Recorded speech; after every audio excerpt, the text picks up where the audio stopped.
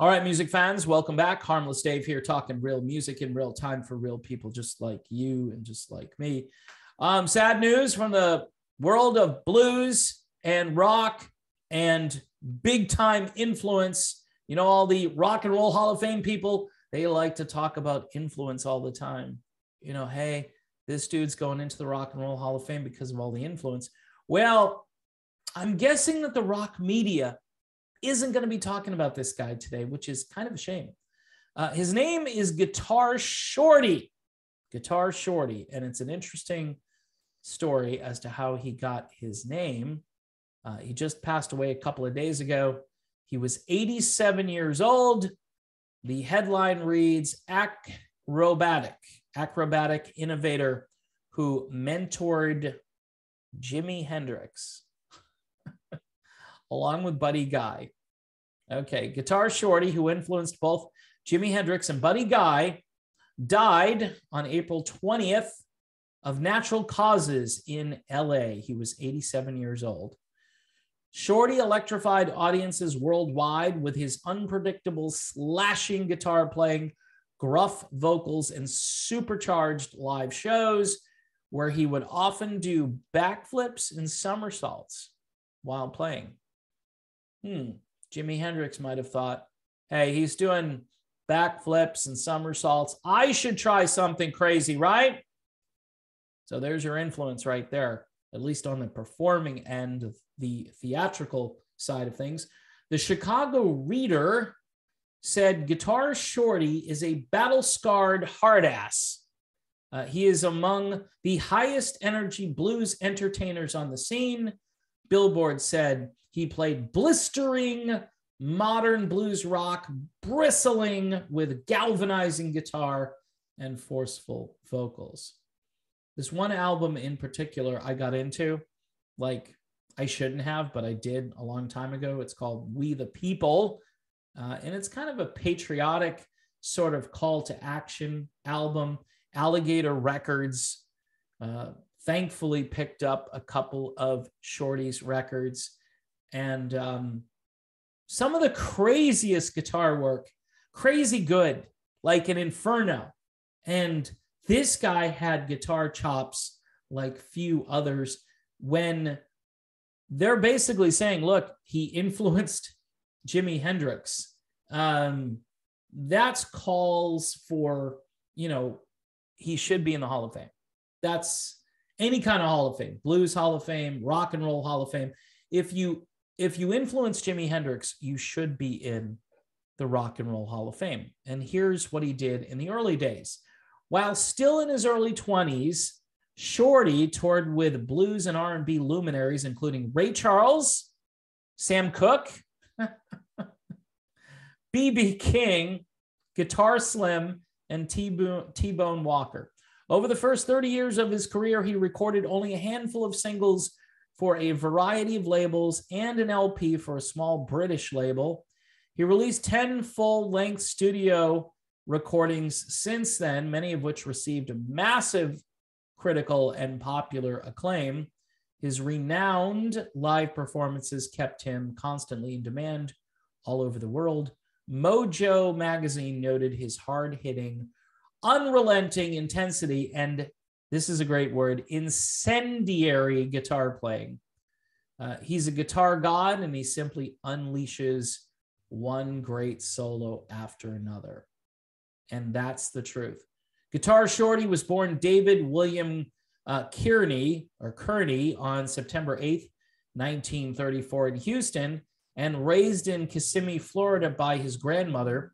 He began playing guitar as a young boy, excited by the sounds of B.B. King, Guitar Slim, T-Bone Walker, and John Lee Hooker. After a move to Tampa when he was 17, the young Kearney won a slot as a featured guitarist and vocalist in the locally popular 18-piece orchestra led by Walter Johnson. Being younger and shorter than the rest of the band, the club owner bestowed the name Guitar Shorty on him, and it stuck, and the rest is history. After a particular strong performance in Florida, the great Willie Dixon, who was in the audience, approached Shorty. A few weeks later, Shorty was in Chicago, backed by Otis Rush on second guitar. He cut his first single for Chicago's famed Cobra Records in 1957. Shorty's fortunes continued to rise when the legendary Ray Charles hired him as a featured member of his road band.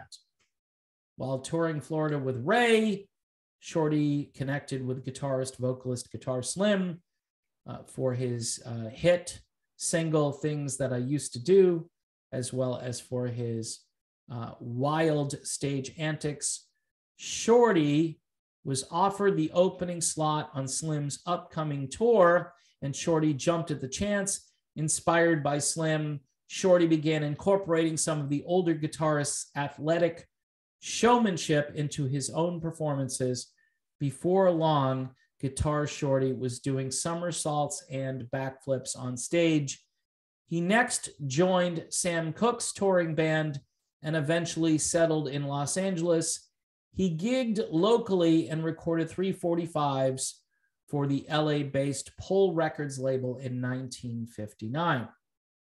Shorty moved to Seattle in 1960 and eventually met Jimi Hendrix through mutual friends. Hendrix loved Shorty's playing and confessed that in 1961 and 1962, he would go AWOL from his army base in order to catch Shorty's area performances and to pick up licks and ideas. According to Shorty, Jimi told me the reason he started setting his guitar on fire was because he couldn't do the backflips like I did. Okay, so if that's not enough influence for the powers that be who really want to put like MC5 into the Hall of Fame and, you know, A Tribe Called Quest, they really need to revisit Guitar Shorty.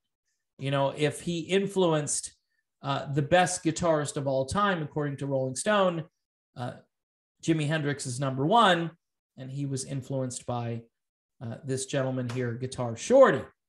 Moving to Los Angeles in 1971, Shorty opened for all the great blues stars who passed through the town, including Little Milton, B.B. King, Lowell Fulson, Johnny Copeland, and T-Bone Walker in 1978.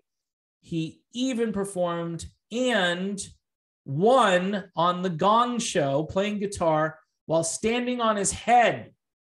That's pretty impressive. He appeared playing himself in the 1990 Tommy Chong film, Far Out Man.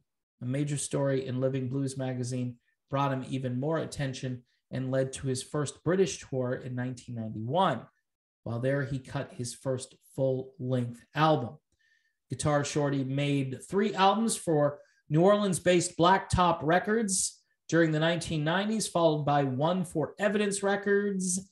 The success of the albums led Shorty on multiple barnstorming tours across the U.S. and around the world, including the UK, Europe, and Japan. Appearances at major festivals like Monterey and the San Francisco Blues Festival, the Chicago Blues Festival, and the King Biscuit Blues Festival brought him to larger and larger audiences.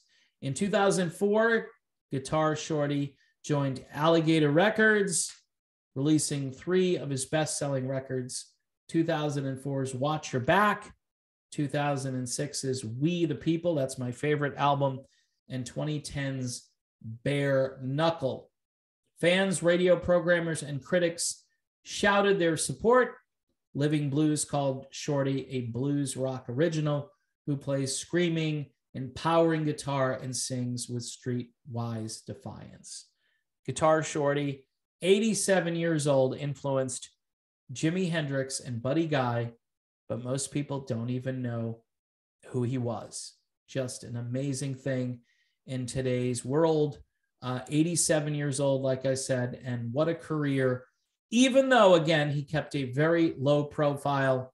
I know he was known among real blues aficionados, but really he should be in the Rock and Roll Hall of Fame based on what I just said here. There's no question.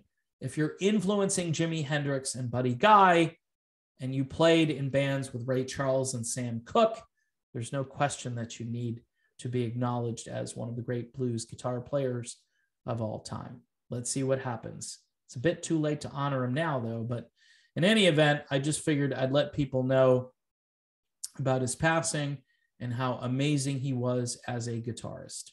All right, people, thanks for watching the videos. Don't forget to subscribe, hit the bell for notifications, Patreon for $1 a month, and of course, I will see you real soon.